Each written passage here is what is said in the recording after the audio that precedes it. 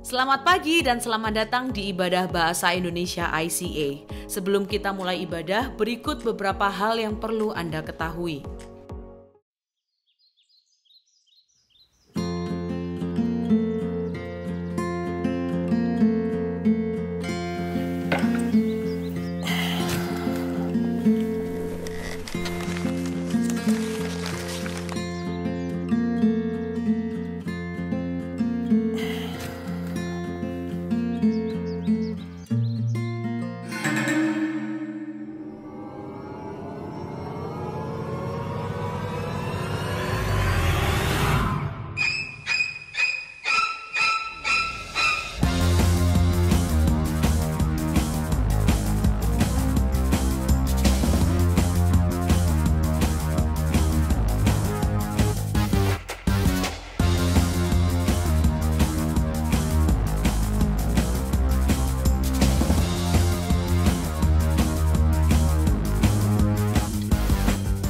That was 4 minutes a kilo. I knew he could do it. Siapkah berlari untuk tujuan mulia? Mari daftarkan diri untuk Run for CLC pada 1 Mei pukul 6 pagi di Citraland. Scan QR Code di layar karena tiket sudah tersedia hingga 13 April. Bila Anda tertarik untuk membuka booth di Basar atau sponsorship, silakan kunjungi stand YDP di lobi gereja. Jangan sampai ketinggalan, ayo berlari bersama ICA. Mari membuat hidup lebih baik dan mengubah kota kita. Bergabunglah dengan kami dalam penggalangan dana untuk membangun Community Leadership Center dan gereja di Surabaya. Cukup scan kode QR ini untuk berdonasi. Kunjungi juga stand CLC di lobi untuk mempelajari informasi lebih lanjut. Bersama-sama ICA, mari kita mengubah kota kita. Akhir pekan Paskah sudah dekat. Berikut adalah jadwal ibadah Jumat Agung di ICA. Di ICA West, ibadah bahasa Indonesia diadakan pada jam 8 dan ibadah bahasa Inggris hanya di jam 10 pagi. Sementara di ICA East, ibadah bahasa Inggris tetap diadakan pada jam 9.15 dan jam 11. Ibadah anak ditiadakan pada Jumat Agung. Kemudian pada hari Paskah, ibadah akan berjalan seperti biasanya. Mari memperingati Minggu Paskah bersama ICA. Worship Team West membuka audisi untuk mencari pemain musik dan vokalis. Audisi akan diadakan pada Sabtu siang tanggal 12 April. Segera daftar di link berikut dan Anda akan mendapat informasi untuk mempersiapkan diri. Jangan sia-siakan kesempatan untuk melayani Tuhan, pakai talentamu dan bermusik bagi Tuhan. Bekerja sama dengan Palang Merah Indonesia, ICA mengadakan kegiatan donor darah pada Jumat Agung 18 April di ICA West dari jam 1 siang sampai jam 6 malam. Selain mendonorkan darah, Anda juga bisa mendapatkan pemeriksaan kesehatan gratis untuk gula darah, kolesterol, dan asam urat. Kami mengajak seluruh jemaat ICA untuk berbagi mendonorkan darah. Tuhan sudah menebus kita, mari kita mengucap syukur dengan berbagi kebaikan. Annual Business Meeting ICA akan diselenggarakan pada hari Minggu 27 April pukul 6 malam di ICA West. Member ICA silakan periksa email inbox Anda untuk nominasi deacon dan detail lainnya. Masukkan nominasi Anda sebelum 6 April, lalu hadiri Annual Business Meeting untuk memberikan suara Anda pada tanggal 27 April. ICA members, mari lakukan bagian kita. Memberikan persembahan menjadi semakin mudah. Silakan scan QR Code di layar dengan menggunakan aplikasi bank Anda atau kunjungi icaspy.com/giving untuk informasi lebih lanjut. Selamat datang bagi Anda yang pertama kali hadir di ibadah ICA. Kami rindu untuk mengenal dan melayani Anda. Scan QR Code ini, isi formulirnya, dan dapatkan hadiah khusus yang kami telah siapkan untuk Anda. Teman-teman di meja informasi siap membantu Anda untuk terhubung dengan ICA. Kami senang Anda datang beribadah di ICA pada hari ini.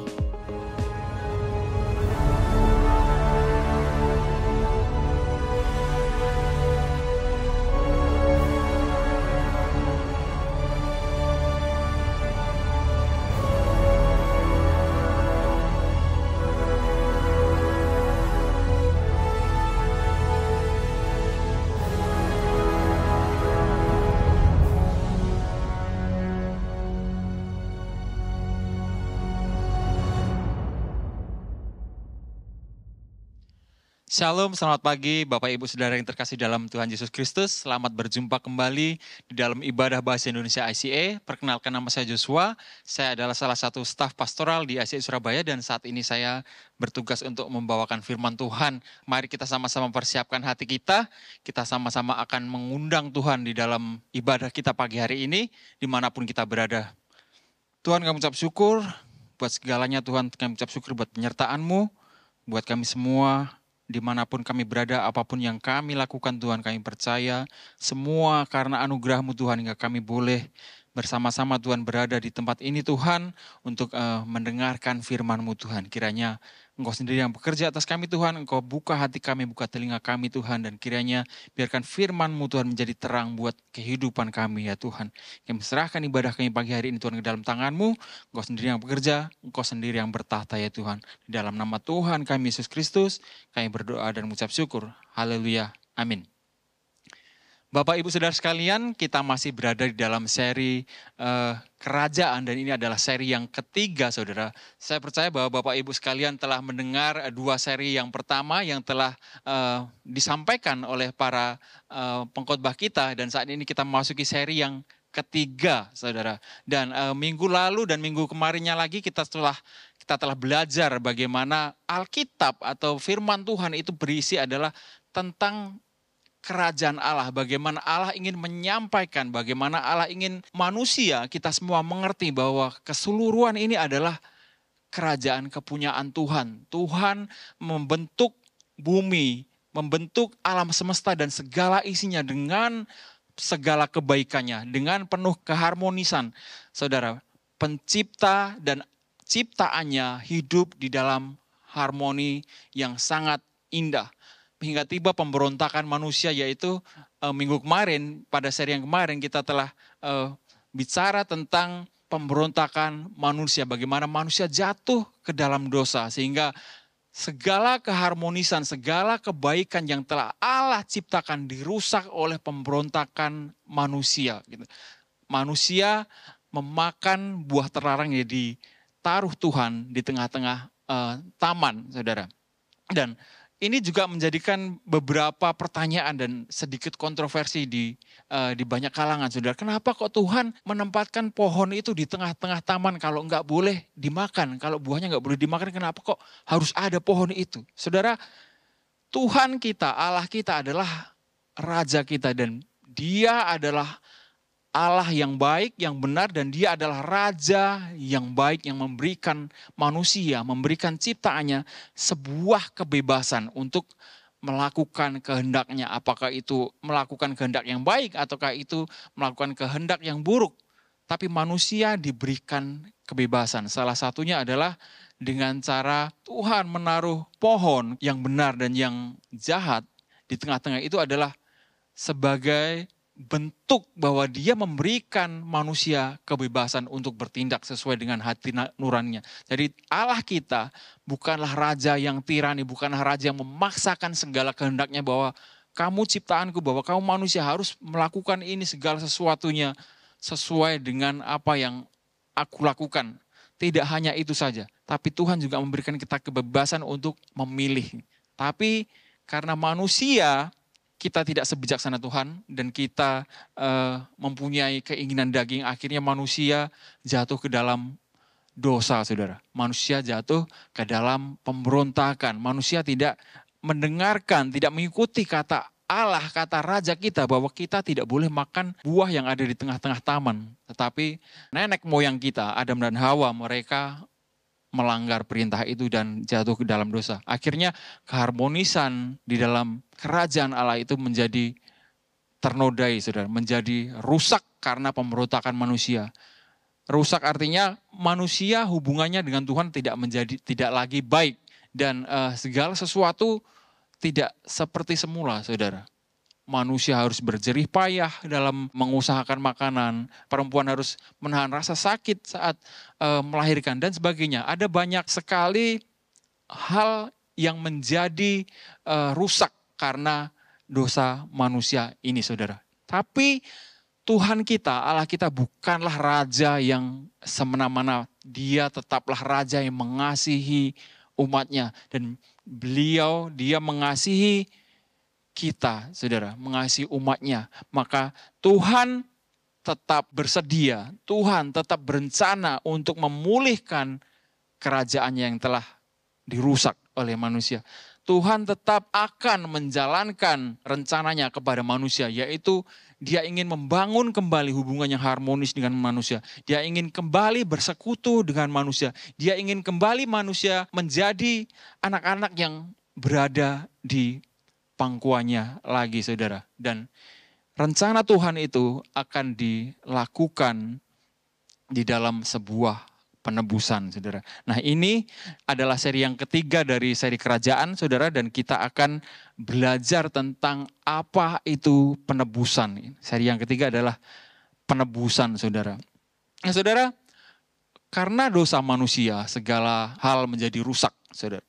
Dan Allah merencanakan sebuah rekonsiliasi dengan manusia. Allah merencanakan sebuah penebusan, saudara. Allah merencanakan sebuah hal untuk memulihkan kembali kerajaannya ini, saudara. Dan Allah bekerja setiap saat menjalankan rancangannya, saudara. Dari zaman perjanjian lama sampai zaman perjanjian baru, itu adalah segala upaya, segala cerita yang dirangkum, yang diceritakan bagaimana Allah berusaha untuk menjalankan rencananya.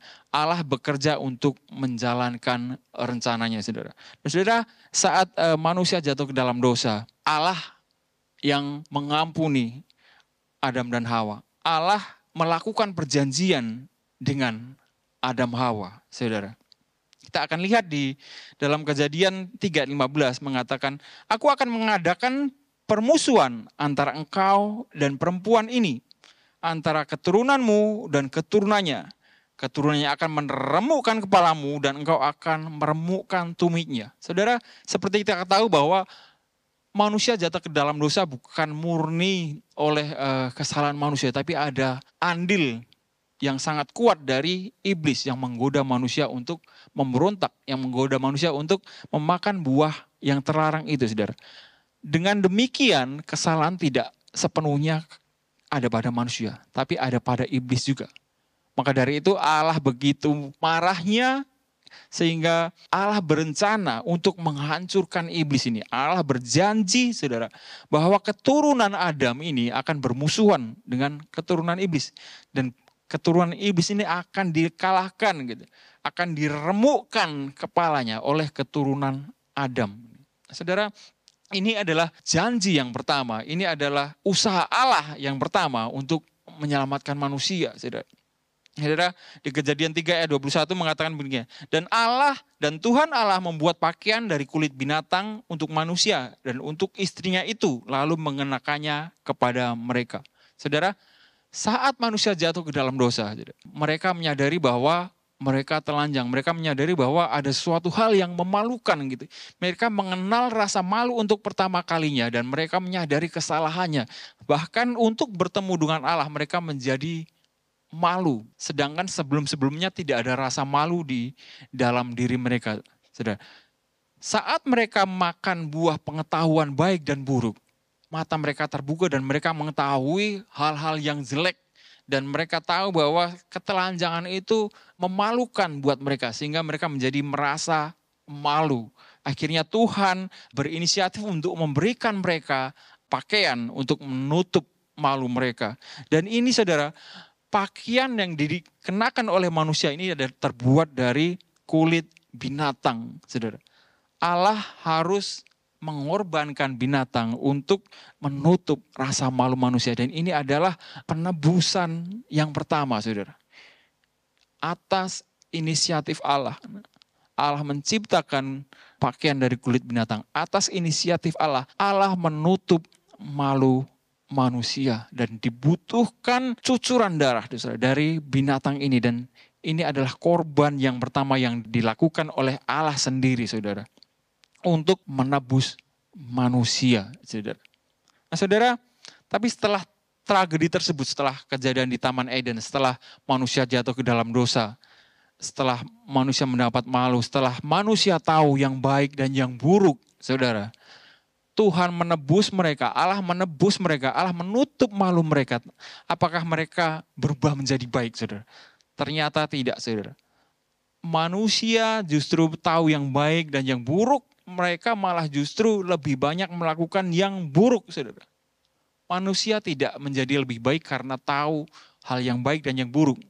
Tetap manusia menjadi lebih buruk, saudara. Ini kita bisa lihat, saudara, di Kejadian 6. Ayat 5-6 mengatakan demikian. Ketika dilihat Tuhan bahwa kejahatan manusia besar di bumi dan bahwa segala kecenderungan hatinya selalu membuahkan kejahatan semata-mata, maka menyesalah Tuhan bahwa ia telah menjadikan manusia di bumi dan hal itu memilukan hatinya. Saudara, dikatakan bahwa kecenderungan manusia hanya melakukan kejahatan. Kecenderungan hatinya membuahkan kejahatan semata-mata. Itu yang terjadi pada manusia. Manusia mengetahui hal yang buruk apa, yang baik apa dari memakan buah pengetahuan hal baik dan buruk itu. Tetapi justru yang dilakukan manusia adalah memberontak kepada Tuhan. Manusia tetap melanggar perintah-perintah Tuhan. Manusia tetap membuat Tuhan kecewa, memilukan hati Tuhan. Mungkin untuk zaman dahulu ya, di zaman ini belum ada hukum-hukum tertulis yang benar-benar dimengerti oleh manusia. Tapi kecenderungan hati manusia adalah memuaskan keinginannya sendiri. Tidak peduli keinginan orang lain, tidak peduli perasaan orang lain. Tidak peduli bahwa apa yang diinginkan oleh tubuhnya, diinginkan oleh hatinya itu adalah jahat. Manusia akan melakukannya untuk memuaskan nafsunya. Dan manusia akhirnya bertambah jahat, dan itu membuat hati Tuhan sedih. Saudara. Itu membuat hati Tuhan pilu. Bahkan Tuhan dikatakan di sini, Tuhan menyesal. Artinya Tuhan menyesal itu bukan berarti bahwa Tuhan melakukan kesalahan. Tidak, saudara. Tuhan menyesal artinya Tuhan benar-benar berduka. Gitu.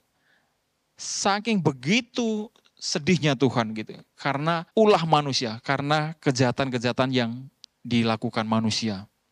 Tapi bagaimanapun Allah kita adalah Allah yang baik. Raja kita adalah raja yang baik dan dia akan tetap mengasihi kita umatnya. Dia akan tetap mengasihi manusia sebetapa jahatnya kita manusia. Tuhan Allah kita tetap Allah yang mengasihi dan dia ingin supaya manusia kembali kepada dia. Kembali mendekat kepada Allah. Dan Tuhan tetap menjalankan rencananya, saudara.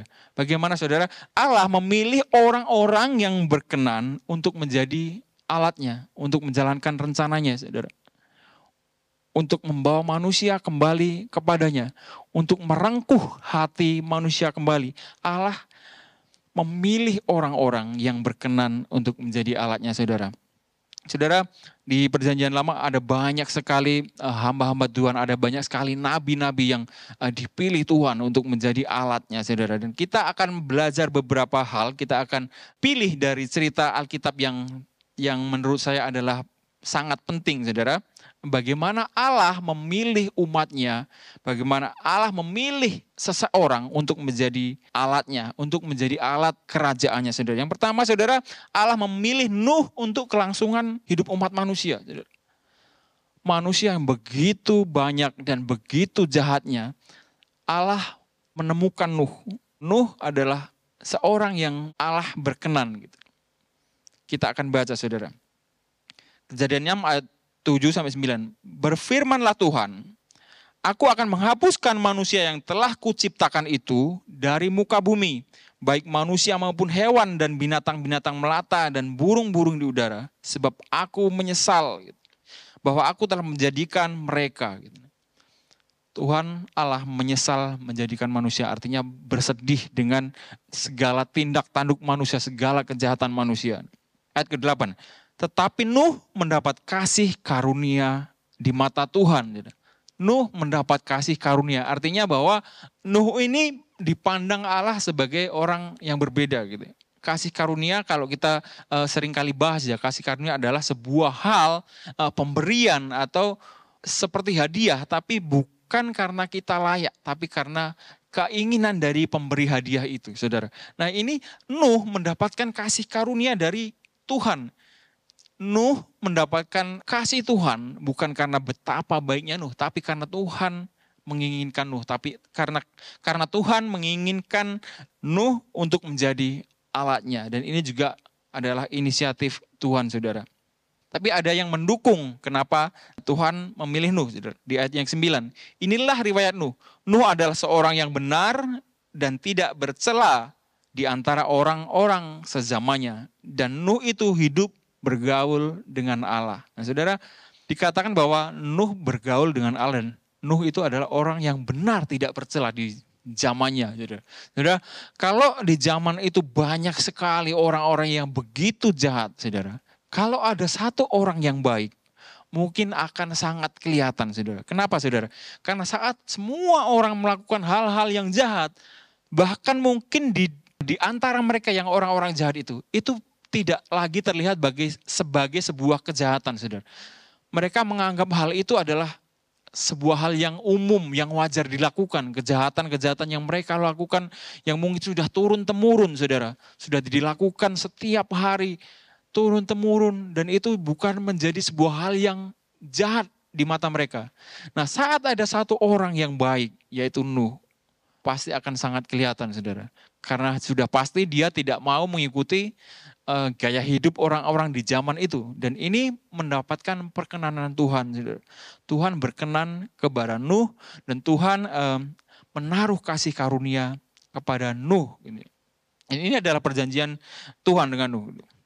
Sesungguhnya aku mengadakan perjanjianku denganmu, dengan kamu dan dengan keturunanmu dan dengan segala makhluk hidup yang bersama-sama dengan kamu. Burung-burung, ternak dan binatang-binatang liar di bumi yang bersama-sama dengan kamu. Segala yang keluar dari bahtera itu, segala binatang di bumi, maka kuadakan perjanjianku dengan kamu. Bahwa sejak ini tidak ada yang hidup yang akan dilenyapkan oleh air bah lagi. Dan tidak ada lagi air bah untuk memusnahkan bumi. Saudara, seperti kita tahu cerita Nuh, dengan bahteranya, Nuh menjadi alatnya Tuhan untuk menyelamatkan umat manusia, untuk menyelamatkan keluarganya, untuk menyelamatkan hewan-hewan ciptaan Tuhan, untuk kembali memenuhi bumi, untuk kembali hidup di bumi, karena Tuhan menghabiskan sisanya. Selain Nuh dan apa yang dibawa di bahtera Nuh, semuanya dihapuskan, semuanya mati, saudara. Dan perjanjian Tuhan dengan Nuh yaitu bahwa tidak akan ada air bah lagi, tidak akan ada penghapusan atau melenyapkan isi bumi lagi dengan air bah, saudara. Ini yang dijanjikan Tuhan kepada Nuh. Nuh menjadi alat Tuhan untuk kelangsungan hidup umat manusia. Melalui Nuh dan bahteranya, melalui Nuh, Tuhan menyisakan sedikit manusia dan hewan-hewan untuk kembali memenuhi bumi, saudara. Artinya apa? Kalau Tuhan tidak akan memusnahkan manusia lagi, artinya bahwa kita manusia masih mempunyai kesempatan, saudara. Dan ini yang Tuhan berikan buat umat manusia. Allah akan terus bekerja untuk menggenapi janjinya, yaitu untuk menebus semua umat manusia, untuk memulihkan kerajaannya, saudara. Saudara, saat Tuhan berjanji kepada Nuh bahwa Tuhan tidak akan memusnahkan kembali manusia, disitulah ada harapan buat umat manusia untuk mendapat pengampunan Tuhan, saudara. Nah, saudara, yang kedua, Allah memilih Abraham. Cerita yang kedua, Allah memilih Abraham untuk menjadi bapa bagi umatnya. Kejadian 12 ayat 2-3. Aku akan membuat engkau menjadi bangsa yang besar dan memberkati engkau serta membuat namamu masyhur dan engkau akan menjadi berkat. Aku akan memberkati orang-orang yang memberkati engkau dan mengutuk orang-orang yang mengutuk engkau dan olehmu semua kaum di muka bumi akan mendapat berkat. Kalau Tuhan memakai Nuh untuk kelangsungan umat manusia, untuk manusia bisa hidup kembali, untuk manusia bisa bertahan lagi dan memenuhi bumi. Allah memilih Abraham supaya dari keturunan Abraham ada umat yang dipilih. Bahwa Tuhan akan memilih umatnya, keturunan Abraham, yaitu umat Israel, saudara. Bangsa pilihan Tuhan, yaitu bangsa Israel. Saudara, sebagai bangsa pilihan, bangsa Israel bukanlah bangsa yang terus mendapat hak istimewa ya di antara bangsa yang lain, bukan. Tapi bangsa pilihan artinya adalah bahwa Israel adalah bangsa yang mendapat kehormatan dari mana sang raja itu akan datang.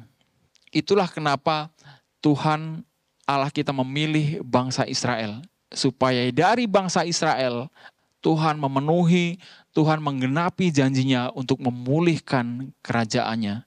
Bahwa dari bangsa Israel ini akan ada pribadi yang menjadi penyelamat seluruh umat manusia. Dan bangsa Israel adalah bangsa keturunan Abraham. Jadi Abraham dipilih untuk menjadi bapa bagi umat Israel. Yang ketiga, saudara, Allah memilih Musa untuk membentuk umatnya. Saudara tahu cerita bangsa Israel sekian lama di dalam penjajahan ya, di bangsa Mesir mereka dijadikan budak, diperbudak oleh bangsa Mesir. Dan Allah memakai Musa untuk mengeluarkan bangsa Israel dari bangsa Mesir. Allah memakai Musa untuk membentuk umatnya supaya Israel menjadi bangsa yang siap, saudara, yang mengenal siapa Tuhannya. Mari kita baca, saudara, Keluaran 6 ayat 1-6 mengatakan demikian. Selanjutnya berfirmanlah Allah kepada Musa, "Akulah Tuhan. Aku telah menampakkan diri kepada Abraham, Ishak dan Yakub sebagai Allah yang Maha Kuasa.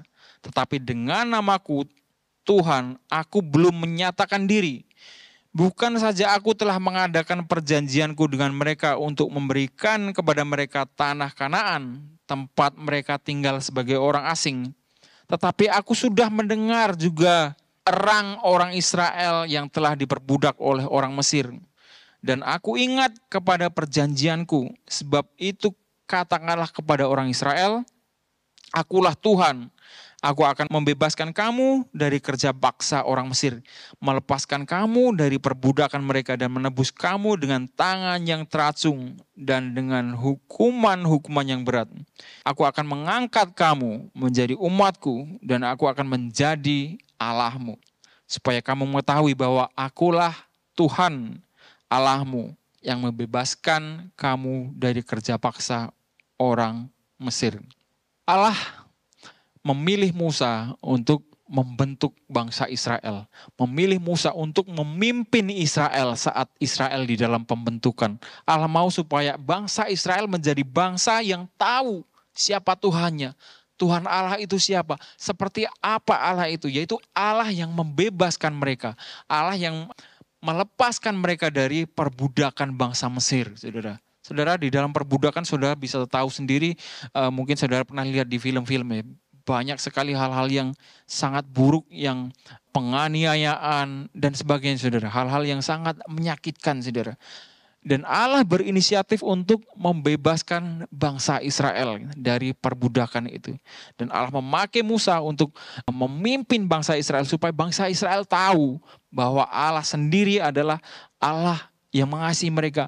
Allah yang membebaskan mereka dari kekangan bangsa Mesir. Tanpa Allah, bangsa Israel tidak bisa membebaskan dirinya. Supaya bangsa Israel sadar bahwa Allah mereka begitu mengasihi, bahwa Allah begitu peduli, bahwa Allah tetap memegang janjinya, dan bahwa Allah tetap melakukan rencananya, saudara. Karena bangsa Israel tahu bahwa mereka adalah bangsa yang dipilih. Gitu. Tapi sesuatu yang buruk terjadi atas mereka.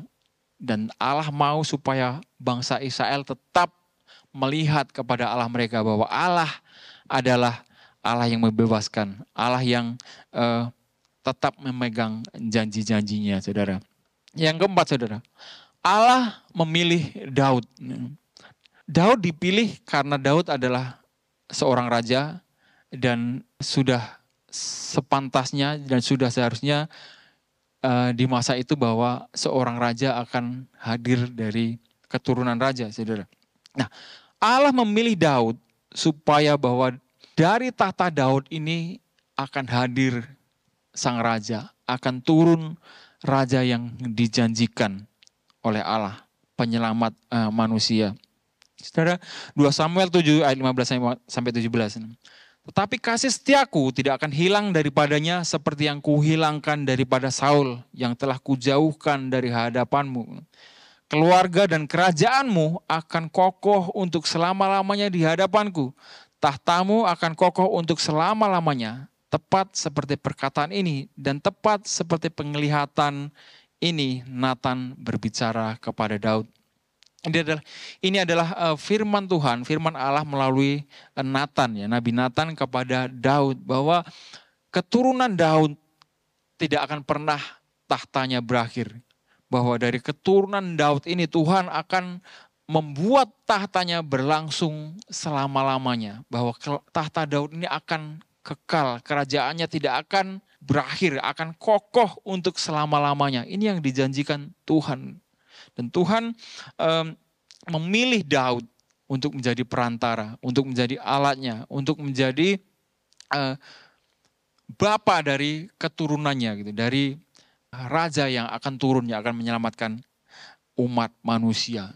Nah, itu adalah rangkuman, saudara, bagaimana Tuhan menjalankan rencananya untuk menebus umat manusia, untuk memulihkan kerajaannya, untuk membuat kerajaannya kembali harmonis seperti dulu. Untuk membuat hubungan manusia kembali dekat seperti dulu.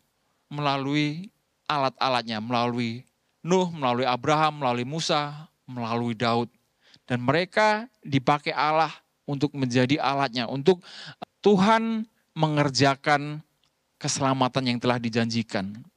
Nah, saudara, dari sekian banyak alat Tuhan, entah Abraham, entah Nuh, entah Musa, entah Daud, mereka adalah orang-orang yang berkenan kepada Tuhan. Mereka adalah orang-orang yang dipilih oleh Tuhan. Mereka adalah orang-orang yang hidup bergaul dengan Tuhan, saudara. Tapi apakah mereka tidak mempunyai kelemahan, saudara? Mereka adalah manusia biasa seperti kita dan mereka mempunyai banyak kelemahan, saudara.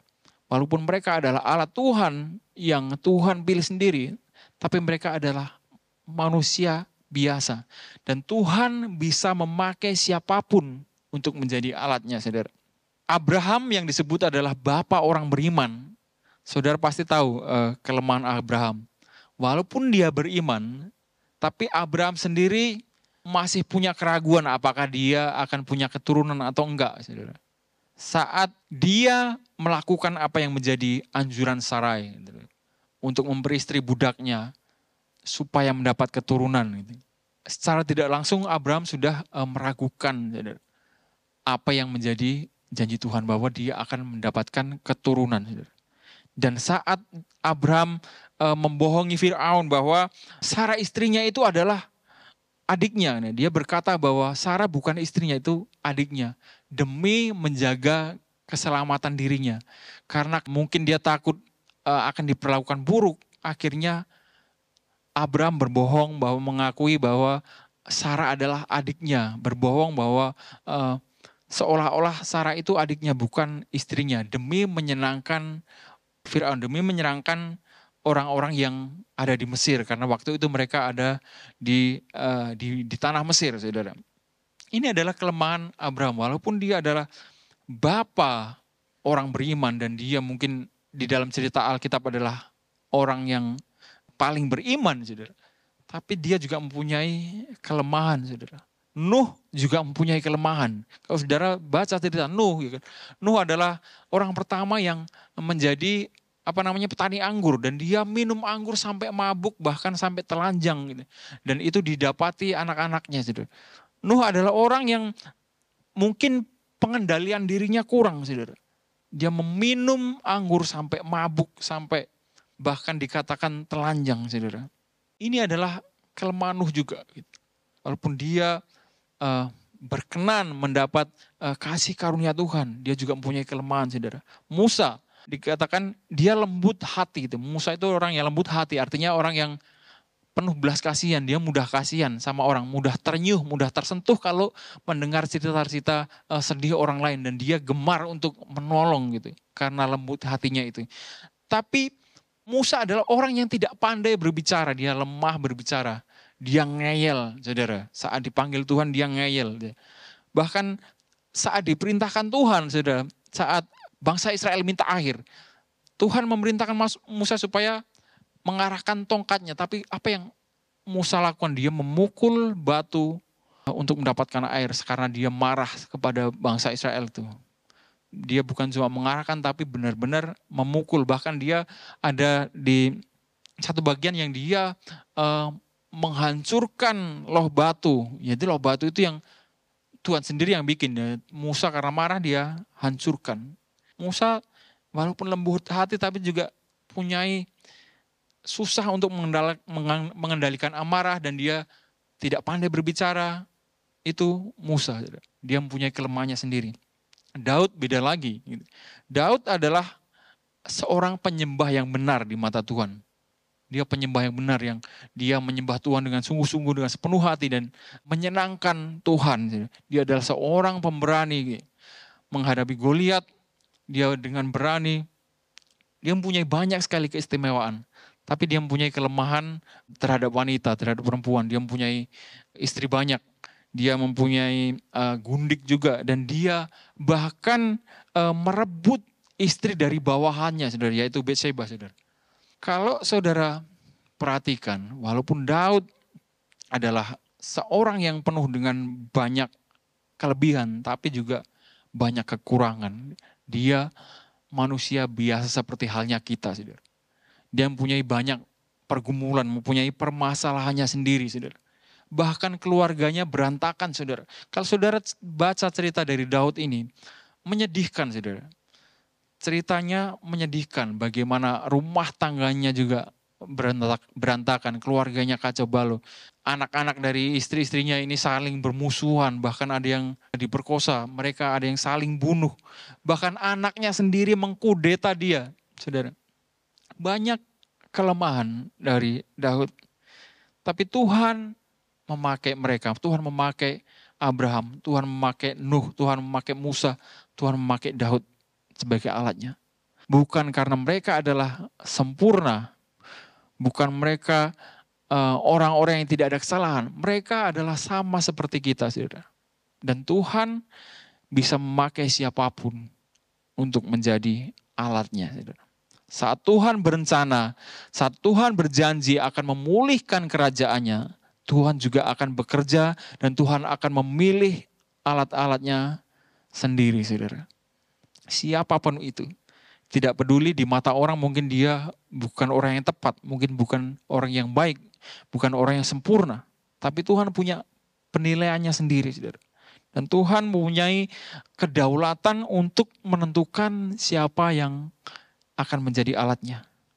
Nah, saudara, ini adalah rangkuman atau cerita bagaimana kerajaan Allah akan dipulihkan, bahwa Tuhan kita, Raja kita, tetaplah Raja yang baik, sebagaimana Dia dari selamanya untuk selamanya adalah baik. Walaupun manusia telah jatuh ke dalam dosa, Adam memberontak, bahkan seluruh isi bumi menjadi jahat, tapi Tuhan kita adalah tetap Raja yang baik, yang mempedulikan kita, yang tetap melakukan segala cara untuk mewujudkan rencananya, yaitu memulihkan kerajaannya, yaitu memulihkan hubungan manusia dengan Tuhan, supaya manusia bisa berkumpul lagi dengan Tuhan pada waktunya nanti, saudara. Nah, saudara, yang menjadi pertanyaan kita sekarang adalah bagaimana posisi kita di dalam kerajaan Allah. Apakah kita adalah umatnya yang percaya bahwa Kristus datang sebagai Raja? Apakah kita umatnya yang menantikan Raja kita datang kembali? Apakah kita adalah umatnya yang siap Dia pakai di dalam kerajaannya? Apakah kita adalah umatnya yang mau taat, yang mau mengikuti apa yang menjadi perintahnya? Itu adalah pertanyaan yang harus kita tanyakan pada kita semua, saudara. Nah, saudara, saya akan tutup, saudara, dengan satu ayat, saudara, dari Matius 28 ayat 18-19. Yesus mendekati mereka dan berkata, "Kepadaku telah diberikan segala kuasa di sorga dan di bumi. Karena itu pergilah, jadikanlah semua bangsa muridku dan baptislah mereka dalam nama Bapa dan Anak dan Roh Kudus." Saudara, Yesus yang telah mati di kayu salib, Yesus yang telah bangkit, Dia adalah Raja kita yang telah menyelamatkan kita. Dan Dia adalah Raja kita yang di masa datang akan datang menjemput kita. Dia akan datang kembali untuk memulihkan kerajaannya, saudara. Dan sebagai orang Kristen, sebagai orang yang percaya, kita tahu bahwa kita adalah anak-anak Allah, kita adalah umatnya yang diselamatkan. Kita adalah anggota keluarga kerajaan Allah. Darah Tuhan telah menyelamatkan kita semua. Dan bagaimana kita meresponi keselamatan yang telah Tuhan berikan, itu adalah pilihan kita semua, saudara. Tapi Tuhan Yesus, kepadanya telah diberikan segala kuasa, baik di bumi dan di surga. Artinya bahwa Tuhan memiliki segala kuasa. Artinya segala itu bahwa semuanya adalah di bawah kekuasaan Dia. Dia adalah Raja kita yang akan datang untuk kita di masa datang. Mari kita sama-sama berdoa. Tuhan Allah Bapa kami, terima kasih buat firman-Mu. Terima kasih buat kesempatan hari ini Tuhan. Kami boleh mendengarkan firman-Mu Tuhan. Dan kami percaya Tuhan bahwa tidak ada yang kebetulan Tuhan. Kami percaya bahwa rancangan-Mu, iya dan amin. Dan kami percaya Tuhan bahwa Engkau akan menggenapi segala rancangan-Mu. Engkau akan memulihkan kerajaan-Mu. Dan bahwa Engkau akan datang kembali untuk kami semua ya Tuhan. Kami percaya bahwa darah-Mu telah menebus kami ya Yesus. Kami percaya bahwa pengorbanan-Mu telah menghapuskan segala dosa kami ya Tuhan. Sehingga kami boleh menjadi anggota keluarga kerajaan-Mu ya Tuhan. Tuhan, bimbing kami, didik kami dan kuatkan kami Tuhan untuk tetap menjalani iman kami Tuhan. Untuk tetap berjalan seturut dengan kehendak-Mu Tuhan. Dan untuk tetap menjadi alat-Mu Tuhan. Menjadi rekan sekerja-Mu Tuhan. Untuk kemuliaan-Mu, untuk kemuliaan kerajaan-Mu ya Tuhan. Terima kasih Yesus, terima kasih Roh Kudus. Mari kita sama-sama terima berkat dari Tuhan. Kiranya berkat Allah Bapa dan juga kasih karunia Tuhan kita Yesus Kristus, penghiburan dan penyertaan Roh Kudus selalu bersama-sama dengan kita semua, dimanapun kita berada.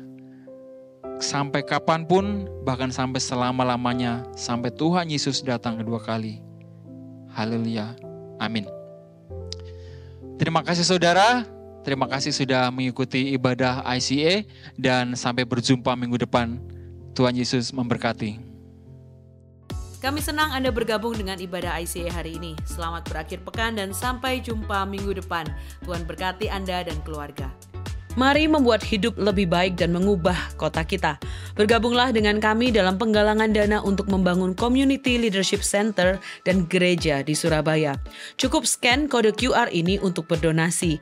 Kunjungi juga stand CLC di lobi untuk mempelajari informasi lebih lanjut. Bersama-sama ICA, mari kita mengubah kota kita. Akhir pekan Paskah sudah dekat. Berikut adalah jadwal ibadah Jumat Agung di ICA. Di ICA West, ibadah bahasa Indonesia diadakan pada jam 8 dan ibadah bahasa Inggris hanya di jam 10 pagi. Sementara di ICA East, ibadah bahasa Inggris tetap diadakan pada jam 9.15 dan jam 11. Ibadah anak ditiadakan pada Jumat Agung. Kemudian pada hari Paskah, ibadah akan berjalan seperti biasanya. Mari memperingati Minggu Paskah bersama ICA. Worship Team West membuka audisi untuk mencari pemain musik dan vokalis. Audisi akan diadakan pada Sabtu siang tanggal 12 April. Segera daftar di link berikut dan Anda akan mendapat informasi untuk mempersiapkan diri. Jangan sia-siakan kesempatan untuk melayani Tuhan, pakai talentamu dan bermusik bagi Tuhan. Bekerja sama dengan Palang Merah Indonesia, ICA mengadakan kegiatan donor darah pada Jumat Agung 18 April di ICA West dari jam 1 siang sampai jam 6 malam. Selain mendonorkan darah, Anda juga bisa mendapatkan pemeriksaan kesehatan gratis untuk gula darah, kolesterol, dan asam urat. Kami mengajak seluruh jemaat ICA untuk berbagi mendonorkan darah. Tuhan sudah menebus kita, mari kita mengucap syukur dengan berbagi kebaikan. Annual Business Meeting ICA akan diselenggarakan pada hari Minggu 27 April pukul 6 malam di ICA West. Member ICA silakan periksa email inbox Anda untuk nominasi deacon dan detail lainnya. Masukkan nominasi Anda sebelum 6 April, lalu hadiri annual business meeting untuk memberikan suara Anda pada tanggal 27 April. ICA members, mari lakukan bagian kita. Siapkah berlari untuk tujuan mulia? Mari daftarkan diri untuk Run for CLC pada 1 Mei pukul 6 pagi di Citraland. Scan QR Code di layar karena tiket sudah tersedia hingga 13 April. Bila Anda tertarik untuk membuka booth di basar atau sponsorship, silakan kunjungi stand YDP di lobi gereja. Jangan sampai ketinggalan, ayo berlari bersama ICA. Memberikan persembahan menjadi semakin mudah. Silakan scan QR Code di layar dengan menggunakan aplikasi bank Anda atau kunjungi icaspy.com/giving untuk informasi lebih lanjut. Sumbangan dana untuk beasiswa YDP memiliki kode QR yang baru. Dana beasiswa YDP membantu anak-anak remaja kurang mampu di komunitas agar dapat mengejar impian mereka untuk mendapatkan pendidikan di perguruan tinggi.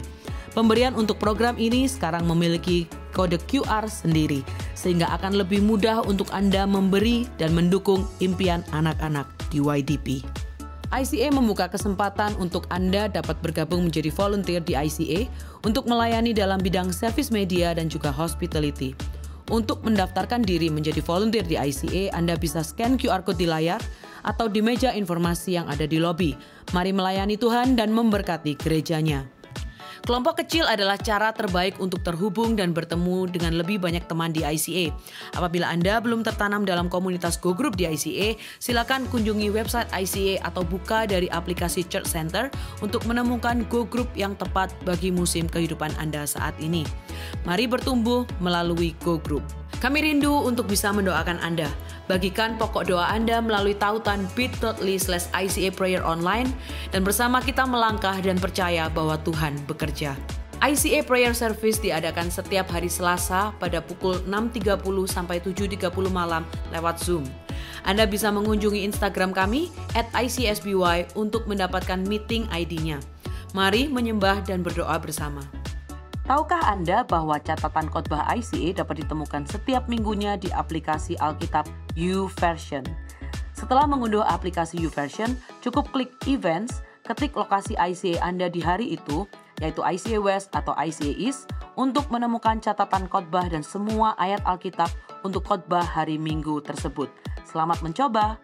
Untuk informasi lebih lanjut tentang kegiatan di gereja ICA, tautan penting, pengumuman yang mungkin terlewatkan, serta form pendaftaran, silakan mengunduh aplikasi Church Center, satu aplikasi untuk semua informasi tentang ICA Surabaya.